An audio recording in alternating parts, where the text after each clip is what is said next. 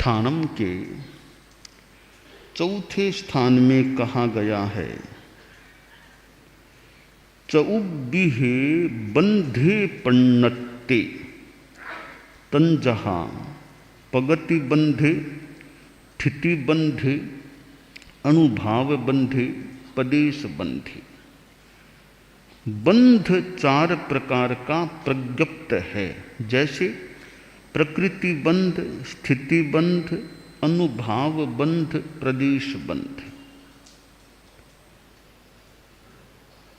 जैन धर्म में कर्मवाद का एक सिद्धांत है।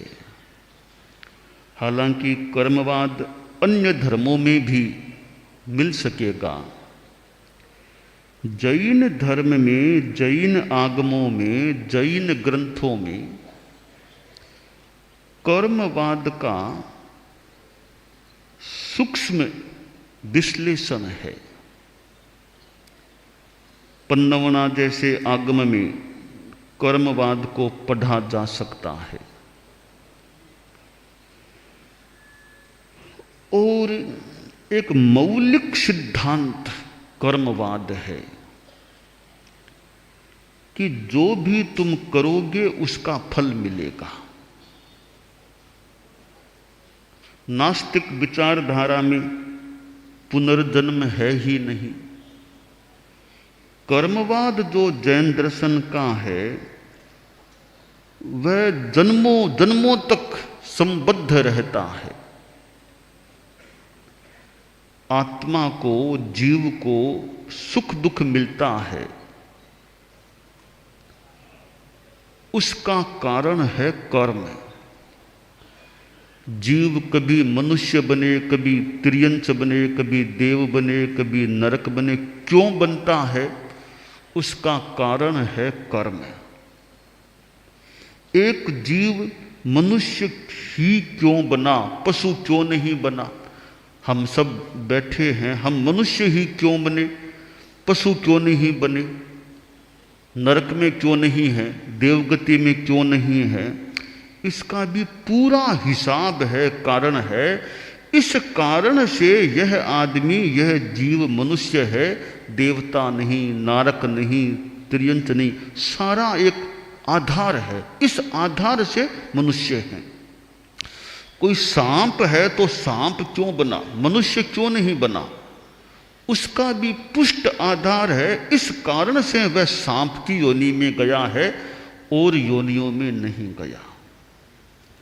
इस कारण से अमुक जीव देवगति में है, मनुष्य आदि में नहीं गया। तो यह सारा पुष्ट आधार है, वो मुख्यतया या मूलतया कर्मवाद है।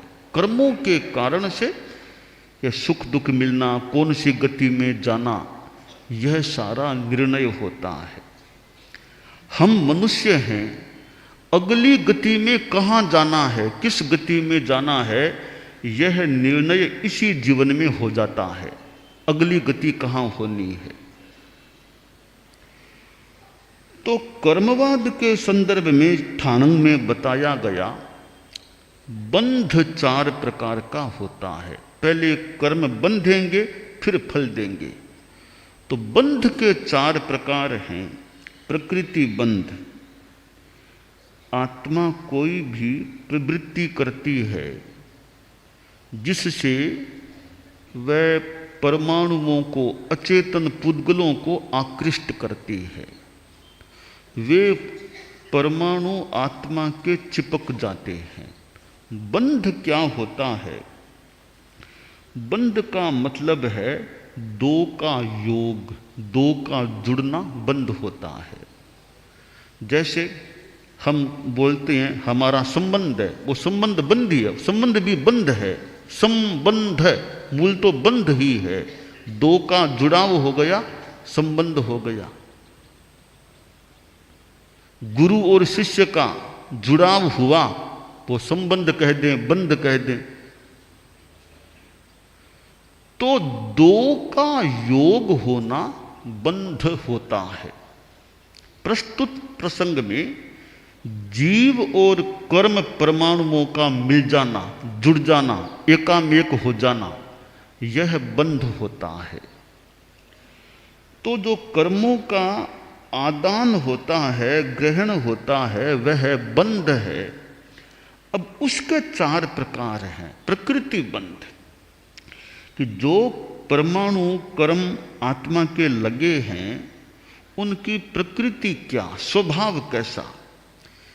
कुछ परमाणुओं का स्वभाव है ज्ञान को रोकना, कुछ का स्वभाव है सुख दुख देना, कष्ट देना, साता देना, कुछ का स्वभाव है मोह पैदा करना, विकृति पैदा करना, कुछ का स्वभाव है बाधा डालना, अंतराय देना। यों अपना अपना उन पुद्गलों का स्वभाव है, कौन क्या काम करेगा। जैसे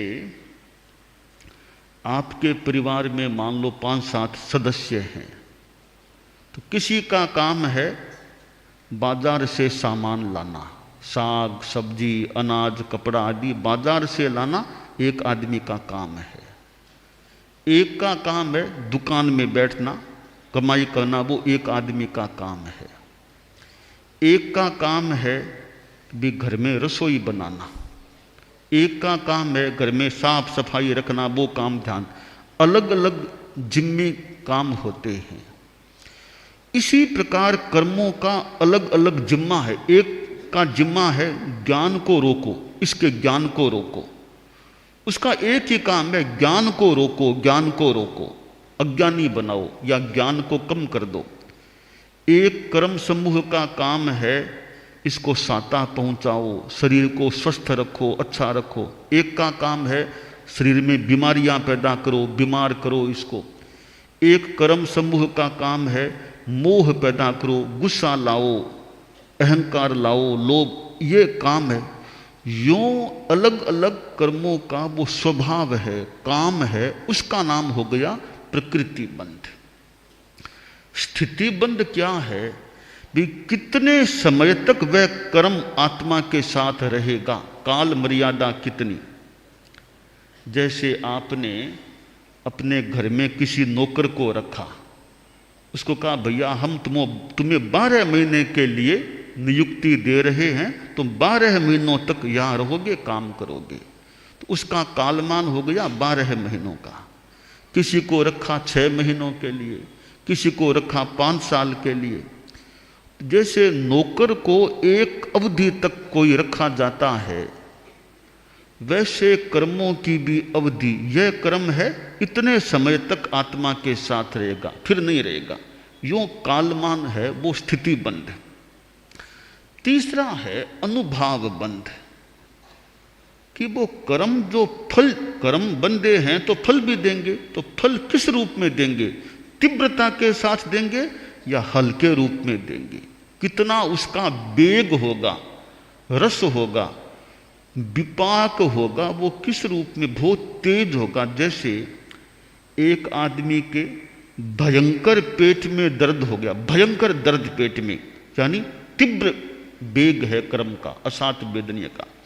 एक के दर्द हुआ थोड़ा थोड़ा मीठा मीठा हल्का हल्का दर्द हुआ, वह हल्के रूप में कर्म फल दे रहा है।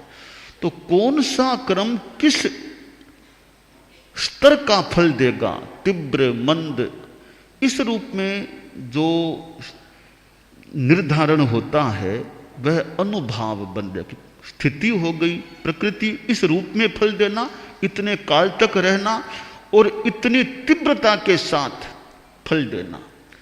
पानी है, एक पानी इतना तेज गर्म है कि अंगुली डालो कि जलने लग जाए, बहुत तीव्र उष्णता है। एक पानी सामान्य नून आयासा है, हाथ डालो तकलीफ नहीं पड़ेगी, मामूली उष्णता का अनुभव होगा। यह मंदता तीव्रता का फर्क है। इसी प्रकार कौन सा कर्म तीव्रता से फल देगा या कौन सा कम फल देगा, मंदता से देगा या मध्यम रूप में, यह जो तीव्रता मंदता का तारतम्य है, यह सारा अनुभाव बंध के अंतर्गत निर्णय रहता है। चौथा है प्रदेश बंध। न्यूनाधिक परमाणु वाले कर्म पुद्गलों का वो आत्मा के साथ विभाजित रूप में या आत्मा के साथ रहना प्रदेश बंद हो गया। तो ये कर्मों के 4 बंध के प्रकार हो गए। इस रूप में कर्म काम करते हैं। कर्मों का स्वभाव क्या, किस रूप में कर्म फल देगा, कर्मों का कालमान कितना, वो फल देना, तीव्रता मंदता का तारतम्य, और वो आत्मा के साथ संबद्ध रहना, ये 4 प्रकार के बंध होते हैं। इन 4 प्रकार के बंधों को एक मोदक के उदाहरण से ग्रंथ में समझाया गया है। एक मोदक है, तो मोदक है वो किस रूप में बनाया गया, कोई लड्डू है उसको खाओ वात हर, वायु कम हो जाएगी। एक मोदक को खाओ, ऐसी चीज उसमें मिला दी गई है पित्त हर, पित्त शांत रहेगा। एक लड्डू मोदक है, उसको खा लो तो जहर का लड्डू मार देगा, मारक हो जाएगा। एक लड्डू ऐसा कि उसको खा लो तो उन्माद बढ़ जाएगा, व्यामोह बढ़ जाएगा, उसमें ऐसी चीज मिलाई हुई है। यह जैसे मोदक का अपना अपना स्वभाव है। कोई मोदक वायु हरने वाला, कोई पित्त शांत करने वाला, कोई मार देने वाला, कोई उन्माद पैदा करने वाला। जैसे मोदक का अलग अलग स्वभाव होता है, वैसे ही ज्ञानावरणीय कर्म का काम ज्ञान को आवृत करना, दर्शनावरणीय का दर्शन सामान्य अवबोध को आवृत करना, मूर्य का काम व्यामोह पैदा करना, आयुष्य काम आयुष्य का कालमान रखना, आयुष्य के रूप में जिसको भोगा जाए। तो इसी प्रकार मोदक की भांति कर्मों का अपना अपना स्वभाव होता है, काम करने की स्थिति होती है। अब जो मोदक है वह एक मोदक है 4 दिन तक ठीक रहेगा, बाद में खराब हो जाएगा। एक मोदक 2 दिन के बाद ही खराब हो जाएगा। एक मोदक महीने भर तक अच्छा रहेगा। यह अपना अपना कालमान है। इसी तरह कर्मों का कोई 10,000 वर्ष का, कोई लाख वर्ष का, ऐसे अपना अपना कर्मों का भी कालमान होता है।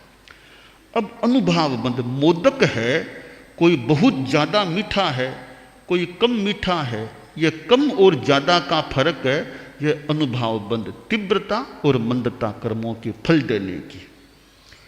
अब जो मोदक है वो कितने ग्राम का है, कोई 250 ग्राम का मोदक है, कोई 500 ग्राम का मोदक है, कोई 1 किलो का बड़ा मोदक है, कोई 50 किलो का और बड़ा मोदक, बहुत बड़ा मोदक कोई 1000 किलो का मोदक हो जाए। यानी वो मोदक में जो राशि है पुद्गलों की वो ज़्यादा कम, यह प्रदेश बंद। किसी में कर्म में थोड़े पुद्गल हैं, किसी में ज़्यादा, यह सारा प्रदेश बंद है। तो इस प्रकार ये बंद का 4 प्रकार अपने आप में एक कर्मवाद को समझाने वाला है। अब प्रश्न यह होता है कि ये कर्मों का जो बंध है वो क्यों होता है। कर्मों का बंध इसलिए होता है कि हमारे भीतर में राग द्वेष का भाव है। तो राग द्वेष की चिकनाहट है, तब वो पुद्गल कर्म पुद्गल चिपक जाते हैं। राग द्वेष बिल्कुल क्षीण हो जाए, बाद में कर्म पुद्गल वो चिपकेंगे तो नहीं के समान बंधेंगे। बीतराग होता है 11वें 12वें 13वें गुणस्थान में कर्मों का बंध तो है, उसका नाम है इरियापथी की बंध। वो बंध क्या है, नहीं के समान। कर्म लगा भोगार झड़ा, लगा भोगा झड़ा, एक समय बंधा अगले समय भोगा फिर झड़ा, तो वो नहीं के समान है। वो नाम मात्र का बंध है, विशेष कुछ बंध नहीं। वो इरियापथी की बंध है, क्योंकि चिकनाहट नहीं है। राग द्वेष नहीं तो कर्म टिके कैसे।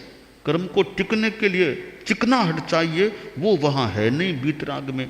हम लोग जो राग द्वेष वाले हैं, जिनमें अभी राग द्वेष है, कषाय है, उनके जो कर्म बंधेंगे वो लंबे काल तक टिकने वाले हो सकते हैं। वो सांप्रदायिकी बंध, ये कषाय वाले प्राणी के होने वाला बंध है। तो वो मुख्य बंध तो सांप्रदायिक बंध ही है।